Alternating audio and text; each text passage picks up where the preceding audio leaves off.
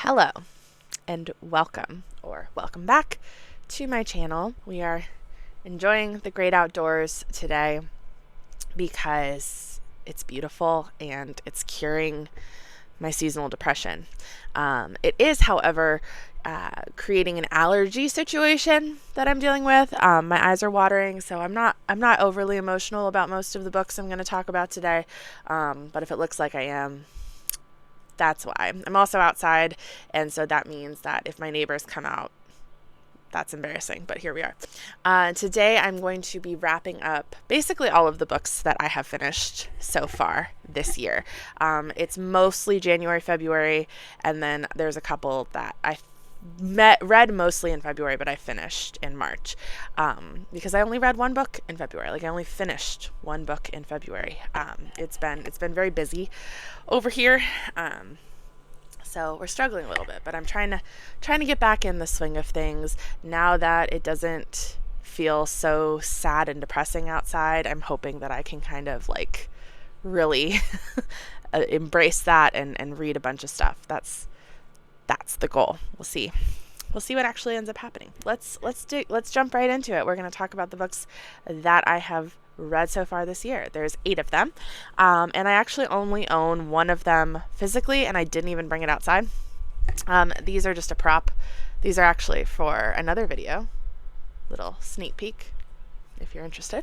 But yeah, I didn't actually even bring the one book that I own outside because I just felt like I don't own the rest of them, so I'm just going to be putting pictures up, and that's how we're going to do it today. The first 3 books that I'm going to talk to you about are actually also included in a reading vlog that I did, my very first reading vlog that I ever did, and it's fine. It's okay. I definitely have a lot that I can improve on when filming stuff like that, because I didn't know what I was doing, and so but I would please go watch it because it doesn't have very many views. So if you're watching this, go watch that. So these first 3 books I have talked about before, but I'm gonna just kind of give another general overview of how I felt about them, just because why not.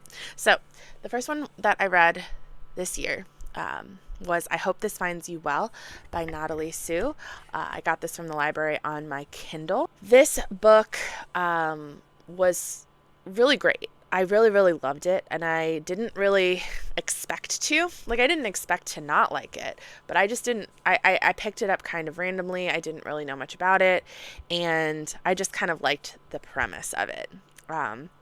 So how it's kind of set up is we have our main character, Jolene, who works kind of a dead-end office job that she hates, and she doesn't really like any of her coworkers, and she's kind of closed off and not really engaged with them. She doesn't really have any friends, and she has decided to deal with kind of the annoyances of her job by being passive aggressive in emails. So she'll send a normal email, and then at the bottom of it she'll be like, "You are so stupid, I hate you," but in a funnier way, and then white out the text so that she can kind of say something snarky, but the person who's receiving the email won't read it because it's white text and it won't show up. As you can imagine, if you have common sense, unlike our main character with this plan, she gets caught because that's just a recipe for disaster, if you will. And because she gets caught, she gets kind of sent to HR, and they install this thing on her computer where they're going to track her emails, but something goes wrong, and instead of tracking her emails, she gets access to all of her coworkers' emails and correspondence. So she can see what everybody's saying about her. She can see what everybody is working on and how they're trying to get ahead in the company. They're about to do a bunch of layoffs, and so she's going to use this information to her advantage to keep her job, because even though she hates her job, she needs her job because obviously she needs money. And so it's got a lot of the zany office politics. We start out with a lot of kind of character archetypes, but then this story really kind of examines what's beneath the surface of people. Like, you think you see one thing in your coworker, they act in a certain way, and so you presume you know everything about them, and you know kind of what their deal is. And that is definitely how Jolene feels about her coworkers. And she comes to learn a lot about them and learn about how she has been kind of presenting herself. She is very relatable in the sense that she has a lot of like social anxiety, workplace anxiety, and she has some kind of traumatic stuff in her past that makes it, understandable that she would kind of have these insecurities. And she thinks that she's protecting herself by not engaging with her coworkers and kind of just putting them in their own little boxes and not really wanting to get to know them, wanting to figure them out. And she comes to kind of realize how much she has impacted her relationships with everybody by doing that, and how, she's doing that so that they won't see her negatively because they don't interact with her, but they still see her negatively even when they don't interact with her because they view her as not being friendly, not being kind, not wanting to get to know them. And she kind of learns a lot about herself over the course of this book. And I thought it was like very funny, very heartwarming, very sweet. And like some really kind of sad and difficult things that she has to work through. And it definitely has this kind of undertone for a lot of the book of when is she going to get caught? Like, when is it going to be discovered that she has all of this information about all of her coworkers and she hasn't told anybody? And so you're kind of just waiting for that moment to happen. It gives you like this anticipation of waiting for that ball to drop. And so it's very engaging in that way because you're like, learning all about her coworkers. And then in the back of your head, you're like, oh my gosh, but she's going to get caught. Like, there's no way that this continues on indefinitely. And yeah, I really thought it was a very well-written book. I felt like the characters were all really believable. The premise and the situations were kind of zany, definitely a little bit Office-like in that sense, like the TV show, The Office. But the characters felt more real and more like, normal people, I guess, than you would anticipate. So yeah, I gave this one like a 4.5 out of 5. I really, really enjoyed it, and it was a very, very strong start to the reading year. Okay, so the next book that I read was Apples Never Fall by Liane Moriarty. I have read from Liane Moriarty in the past. I read Big Little Lies and 9 Perfect Strangers, I think that was the other one I read. That one was not memorable to me, but Big Little Lies was. I really did enjoy that one a lot. I thought it was really good and really interesting. And so I was like, all right, this one was available. I'll pick it up and kind of see how it goes. So this is like kind of literary mystery thriller is how I would maybe classify this one. It follows the Delaney family is their name, and there's Stan and Joy, who are the mom and dad, and then there are 4 children, and Joy, the mother, goes missing, and the most obvious suspect, of course, is the dad, Stan, and the 4 children are, each have their own kind of complicated relationships with their parents individually and as a pair, and so they are kind of dealing with trying to figure out where their mother is, trying to figure out if their father had something to do with her disappearance, and trying to kind of navigate their kind of complicated relationships. Think about their upbringing, think about the way that they were raised and how that impacted them as adults. They're all 4 like adult children that are, leading their own lives and still very much kind of dealing with their childhood. And this book, like from the way that I'm describing it, it sounds very intense and dramatic, and it was for the first 2/3 of it. And then there is a really big tonal shift when we get the reveal of what has happened to Joy. it is like a different book. The last like third of this book feels like a completely different story. And I don't know that I liked it very much. In the midst of all of this drama, there's also a house guest that had been staying with Stan and Joy named Savannah.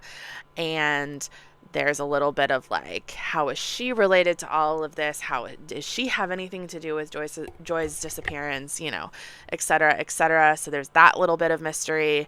And then there's just like, you know, backstory of the family and their upbringing. And then we get this reveal, and then we're like, huh, okay.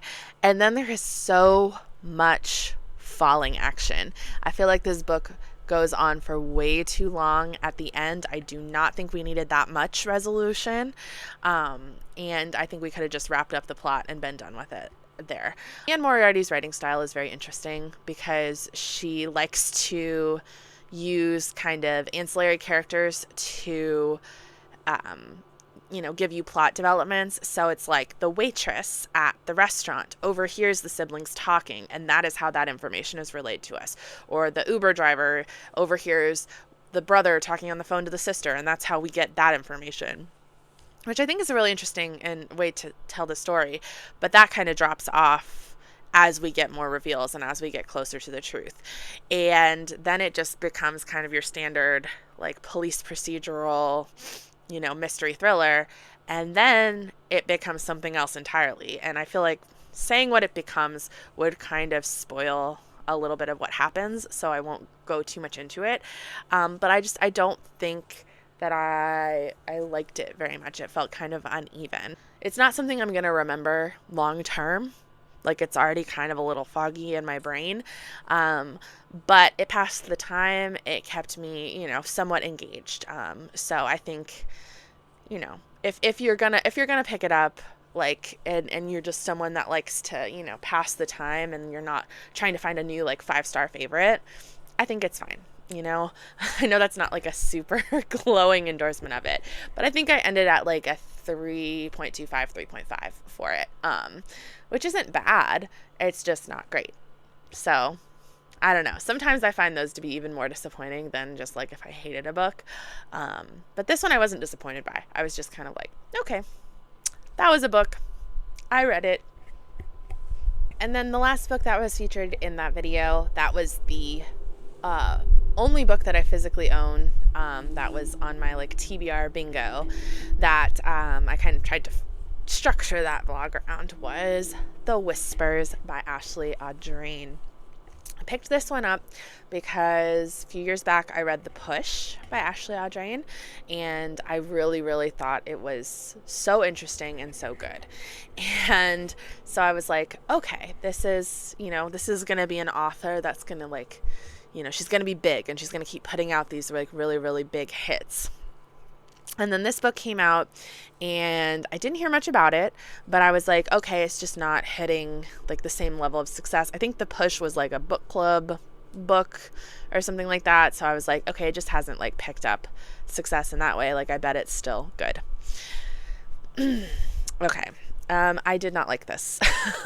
And the further I got away from it, the less I liked it, and the more kind of disappointed I was by it. So this is another kind of like family neighborhood mystery thriller drama, more literary than mystery thriller for sure. It's mostly like just a literary fiction book, but there is this kind of suspenseful element to it. And that element is we follow one family, and basically we mostly follow the mothers of each of these families. So the mother of this family is named Whitney, and her son has fallen out of a like 3rd-story window, and he's in the hospital in a coma. And we have kind of a glimpse into their lives. They are very rich. They are very privileged. But Whitney has struggled with motherhood, particularly struggled with motherhood with respect to her son who's in the coma, because he, doesn't behave in the way that she would like him to. He has some like behavioral issues and like maybe like ADHD or something like that. And she just doesn't know how to handle it. And, she gets very frustrated with him. And there is an incident at a backyard barbecue where she screams at him in front of everybody. And it's like really embarrassing for her. And it's just kind of par for the course of how she treats him. But she obviously doesn't want the rest of her neighbors knowing that. We also have her friend Blair, who loves being a stay-at-home mom, loves motherhood, but is sometimes envious of Whitney's life because Whitney very much has a lot more of like career-focused goals. And Blair sometimes feels jealous and envious of that. And so she's kind of suspicious of what's going on. We also have Rebecca, who is a doctor, and so she works in the ER where the son is brought in, and so she's kind of suspicious of this. And Rebecca struggles. She's wanting to start a family. She's struggling with infertility issues, and so there's that kind of a plot with that. And then there is the elderly neighbor whose name I can't even remember. Her name's not even in the synopsis, but there's kind of an elderly character who has developed somewhat of a relationship with the son, and the son's name is Xavier. So she's got kind of a little bit of like a neighborly, grandmotherly relationship with Xavier, and so she's obviously wondering what has happened, but no one actually does any sort of investigating. It's not like these families are like trying to figure out what happened. We're just kind of following their lives and how their lives are impacted by this incident that has happened. This book is just the biggest nothing burger that you've ever seen in your life, because we're building up suspense. What happened? How did this happen? What is going on? How did he fall out of the window? How did this happen? Blah, blah, blah, blah, blah. And then that information is dropped, I kid you not, in the last 5 pages of this book. And then we end on a cliffhanger. And this is not a sequel. There's not a sequel to this. Like, we end on like you get to make up the rest of what happens in your own imagination.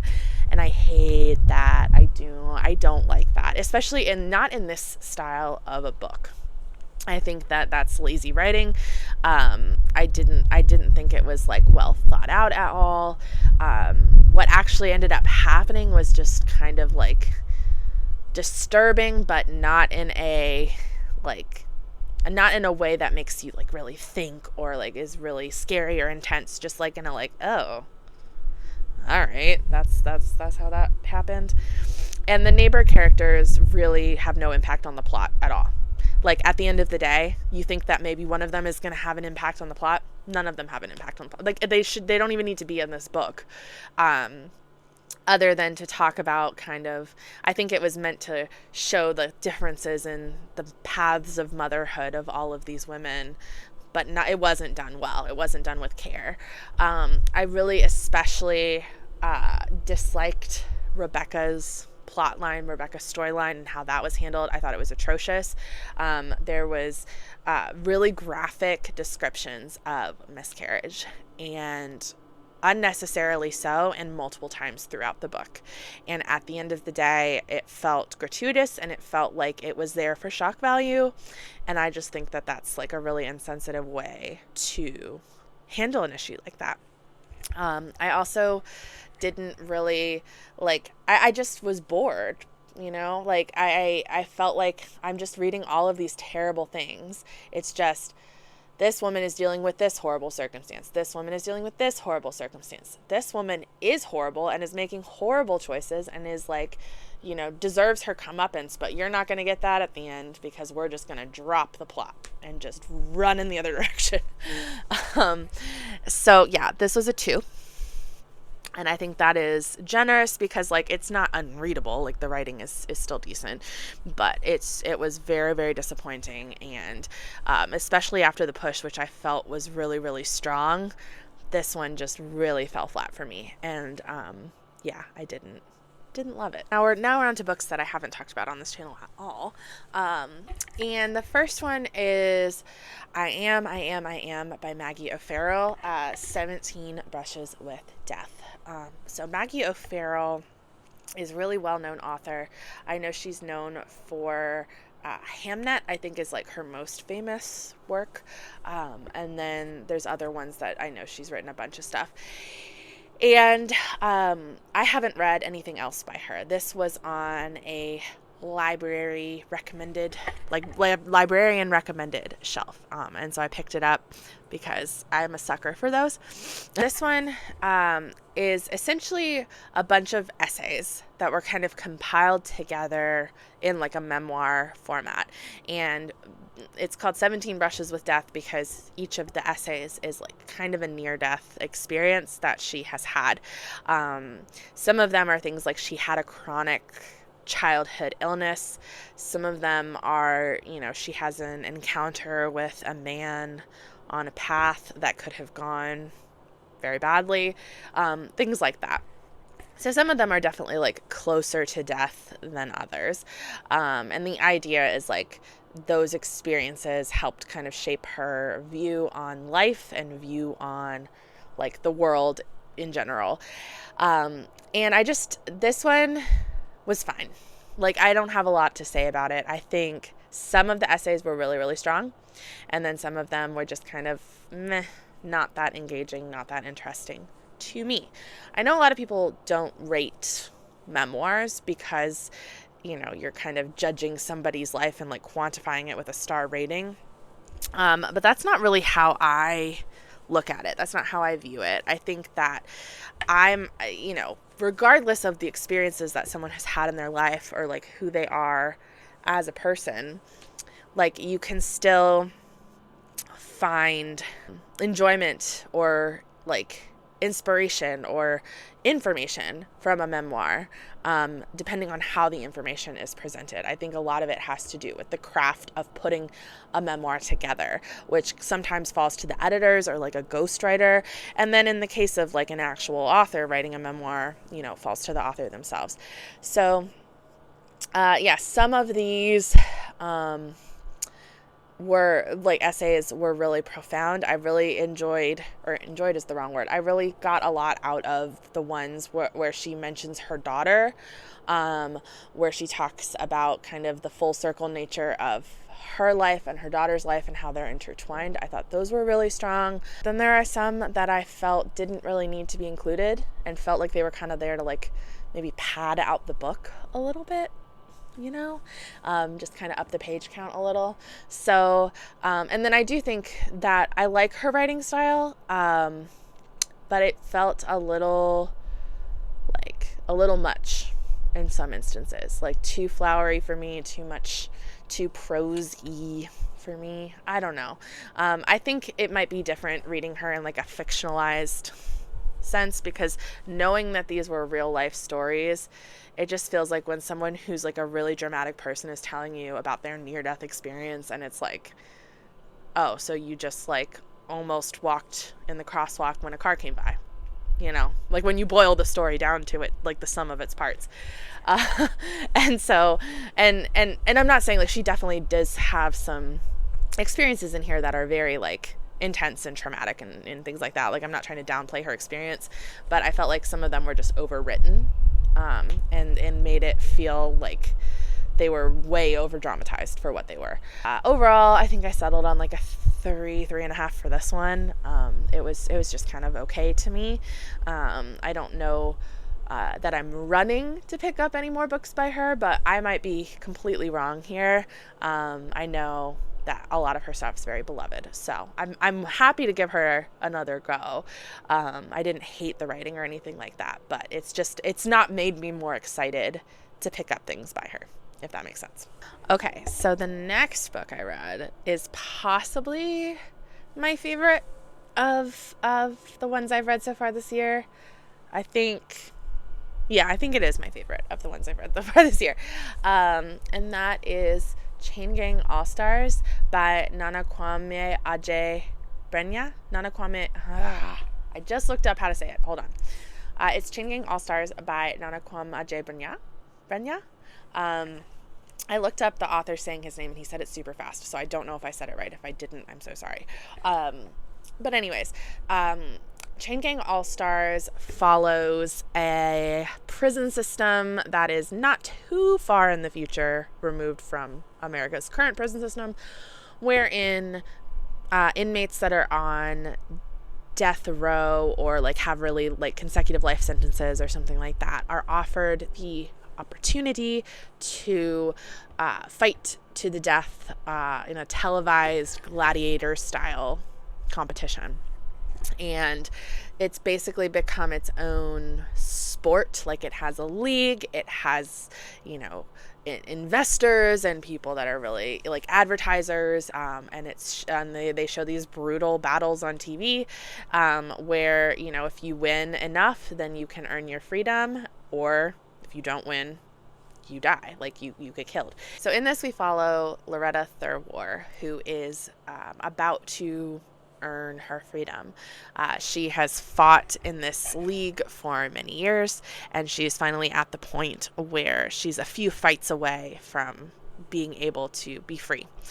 And so we follow her story, but we also follow different characters throughout that kind of impact her story. Or one of the primary characters that we follow is her girlfriend, Stax, who is a little bit lower on the ranking, but also fairly high up. They're kind of like a power duo. The Chain Gang, which is like the group that they are placed in, they are like one of the strongest teams in this league, and the dynamics of that are very interesting, and there are some aspects of it that are very like Hunger Games-esque in the sense that there are sponsorships, and you can trade your points to be able to get like better equipment or like food or things like that. But that's kind of where the comparisons begin and end, because this is really just an examination into how we view people that are in prison, and how expendable we view their lives, and kind of just what would happen if we went that one step further of allowing our morality to slip just that one little bit. It has a lot of sci-fi elements because there are certain technologies that do not exist in our current world that exist in this world. But there are footnotes throughout that, as I was reading, it was about the history of this prison system and the history of the laws and things in place. And I started to realize that these footnotes were actual real historical facts from America's prison system. So they are not, in fact, made up for this dystopian world. And yet they fit in very, very neatly into the plot of this. And I watched a video where the author kind of talked about this and said that he really felt the need to kind of ground this in reality because he had a conversation with one of his friends about the TV show Squid Games, and that friend, and he mentioned to that friend about how, there's such an anti-capitalism message in it, and the friend was just flabbergasted that the show was about. They're like, oh, no, it's just about these games where people kill each other, and didn't really get the kind of metaphor symbolism behind it, which I think a lot of people are kind of in that camp. And so this book definitely kind of drives home the point that this system is not that far removed from something that we experience currently. This is just kind of a heightened version of that.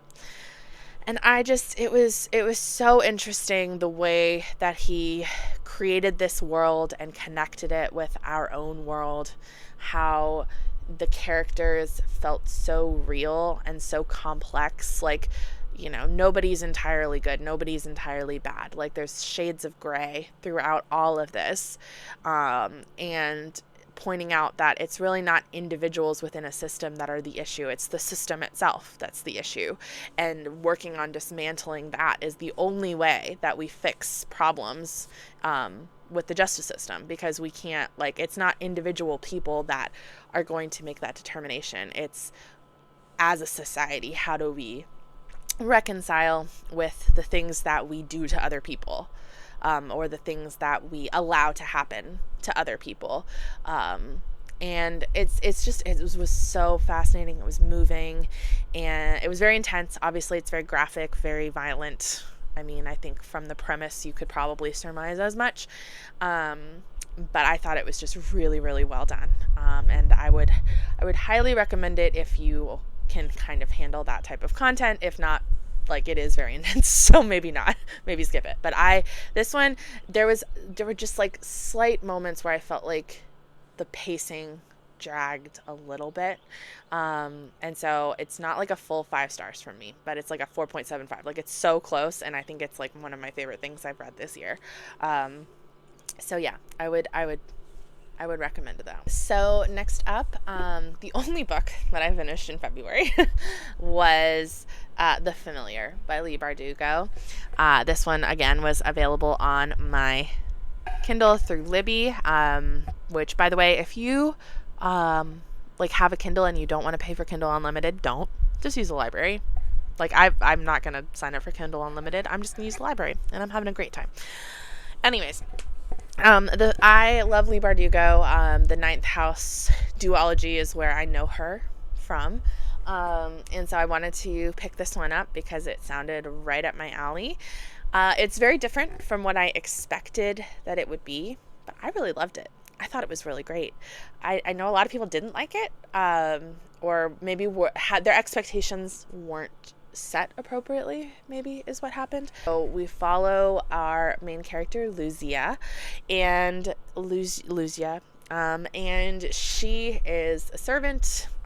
She, she has these magical powers, but they're very, very small. So she can fix, if she burns a loaf of bread, she can fix it and make it like new. If a button rips off of a dress, she can instantly fix it without having to sew it, or if there's a stain, she can, stuff like that. Very, very small things. And so she's been using those powers, but very carefully, because this takes place during the Spanish Inquisition. And there's a very fine line in the Spanish Inquisition between people believing that things are miracles from God or witchcraft. And so she definitely doesn't want to be accused of the latter. So she keeps it under wraps until her employer says, "Oh, no, I know what you're doing, and we're going to use this to our advantage."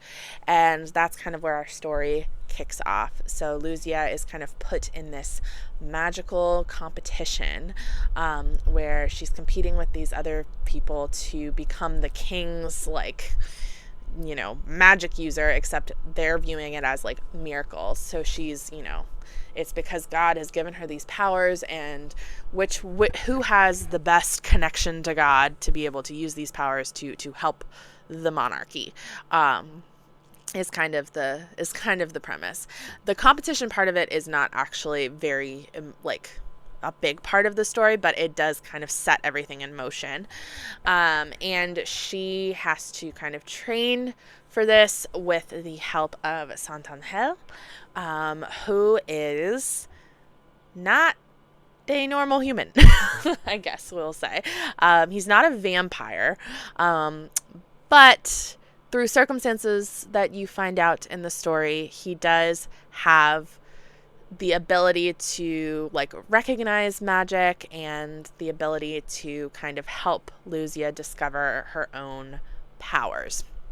And the two of them, it kind of turns into a romance, and we kind of follow them trying to navigate this competition and then the fallout after the competition has ended. And I thought the setting was super interesting as far as being set during the Spanish Inquisition and in Spain. A lot of lush description. I think Leigh Bardugo definitely does her research on stuff like this. And, she even put some footnotes in the back of this was changed and this was changed, but other than that, like, the historical context of this story is accurate. The main draw of this book for me was Luzia and Santangel's relationship. I thought it was very well done. It wasn't love at first sight too quickly. It wasn't enemies to lovers, but then they're not really enemies to begin with. Like, the tension of those two characters built so well throughout the course of the story. But this story is also about remaining true to your own identity, particularly your cultural identity. It's something that Luzia has to hide because of the situation that she's placed in. She has Jewish lineage, and she can't express that because that is like the number one thing that's going to get you, like, you know, sent to the Inquisition torture chambers. So she has to hide that and learn how to kind of maintain her familial connections, her connections to her heritage and her culture, when that's not something that she can outwardly express. And I thought that was really powerful, and the way that she kind of comes into her own power was really powerful and really well done. And yeah, I really liked it a lot. I think a lot of people were saying it was boring, and it was slower paced. Like, I will 100% say that it was a little bit slower paced, but the moments where it hit. So I don't know. For me, it was like 4.25, 4.5. I really liked it. I would recommend it. I liked that it was a standalone. I liked the historical context being important to the story. I think sometimes things are set in historical, like, settings just because that makes it easier. Like, you don't have to deal with technology. You don't have to deal with, but this was like actually really crucial to the development of the plot. And so I liked that was an aspect of it. There's a helicopter. You probably can hear it. I don't know what's going on. And then my two most recent reads. All right, so we have to talk about this. I listened to the audiobook of Assistant to the Villain by Hannah Nicole Maehrer.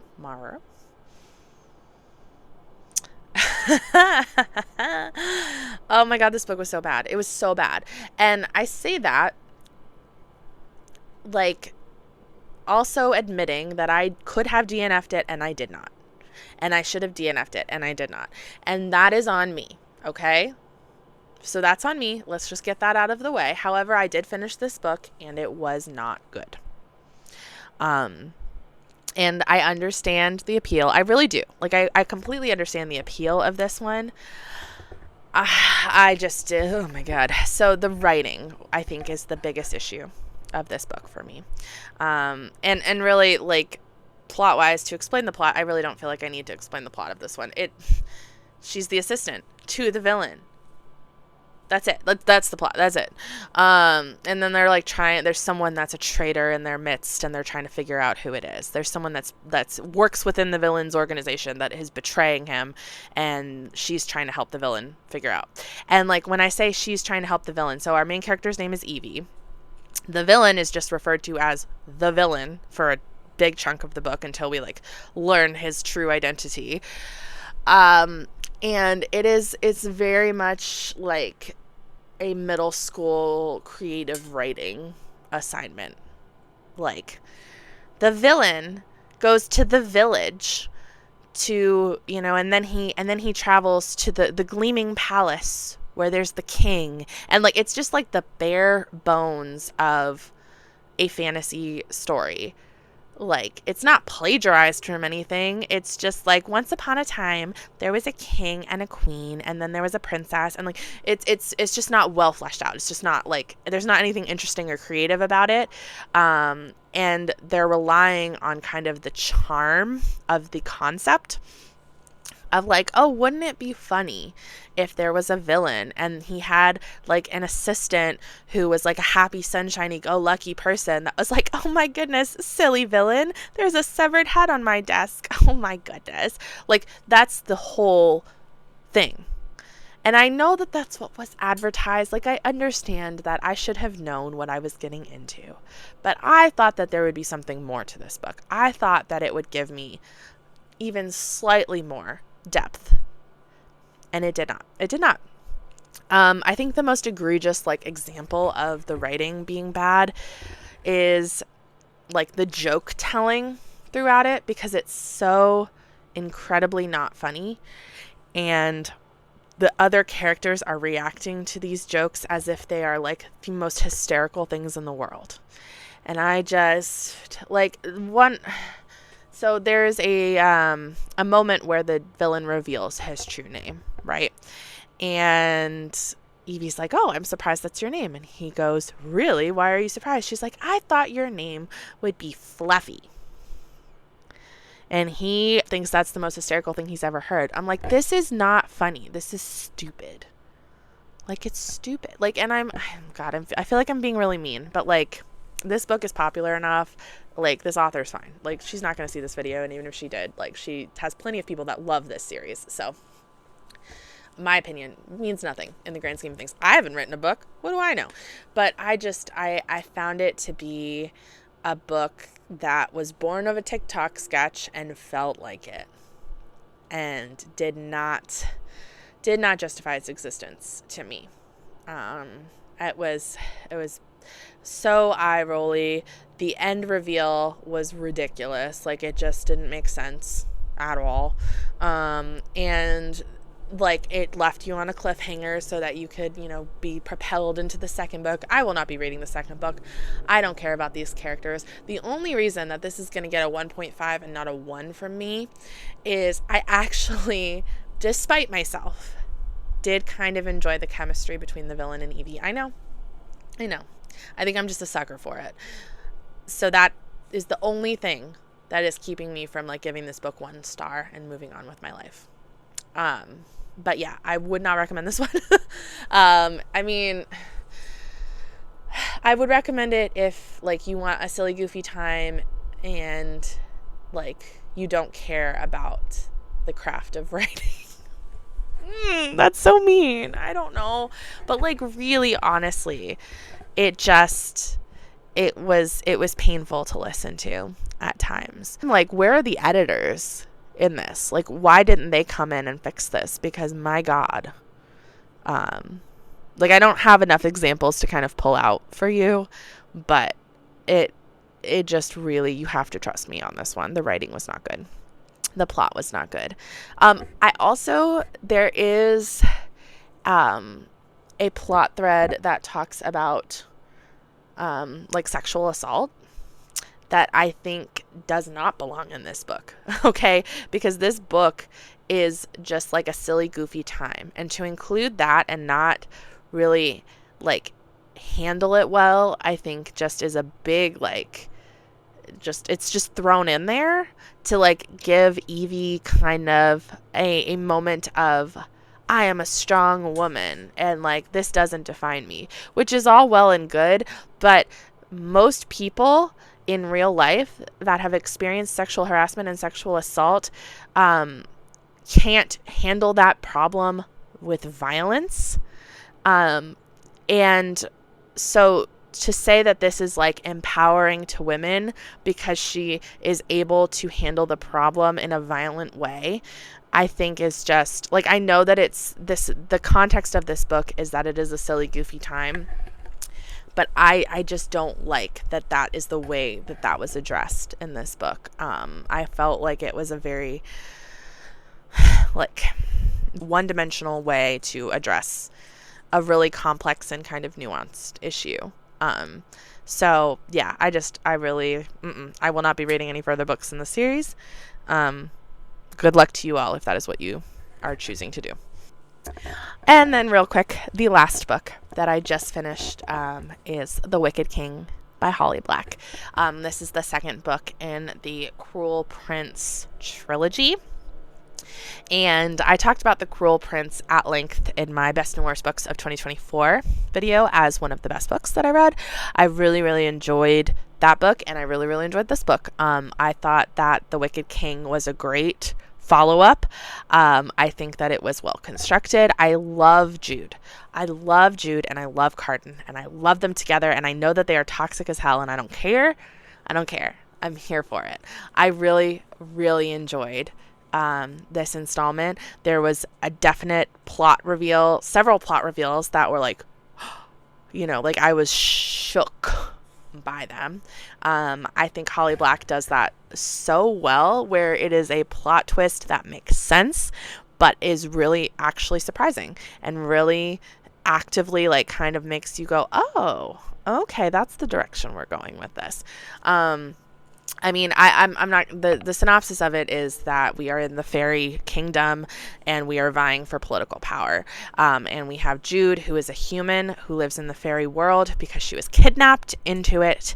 And she is working with against Carden, who is the High King of fairy, which may be a spoiler for the Cruel Prince now that I'm saying it out loud, who is a very prominent figure in the land of fairy. That's what I'll say. I don't know what's a spoiler or not. I mean, it's called the Wicked King, so like maybe you could figure it out, but whatever. I really like Jude as a protagonist. She's so smart, she's so driven, and she's driven because she has to be, and she has to figure out a way to consolidate the little amount of power that she does and create more power with it, because that is what she's going to use to protect herself and to protect the people she cares about. And I think that is such a good and interesting motivation, and like the best like YA protagonists kind of have that as their driving force. But I do feel like sometimes, especially female YA protagonists, get kind of thrust into this. They are the best at everything. They're the best swordsman. They're the best fighter. They're the best like at magic, and that is how they are able to navigate the world. And Jude doesn't have any of that. She has to rely on her wits. She has to rely on her intelligence and the connections that she is building with those around her. And I love it. I love it. I'm here for it. I'm ready for book 3. The ending of this book like destroyed me a little bit, so I really need to see what happens in the next book. So yeah, that's where we're gonna go. These are the 8 books that I have read so far this year. I think I babbled a lot in that, so I'm gonna have to do some serious editing, but there you go. There you have it. So yeah, I'm hoping to kind of get back on track and read a lot more in the upcoming months. So fingers crossed that my next wrap up is only for 1 month and it has a lot of books in it.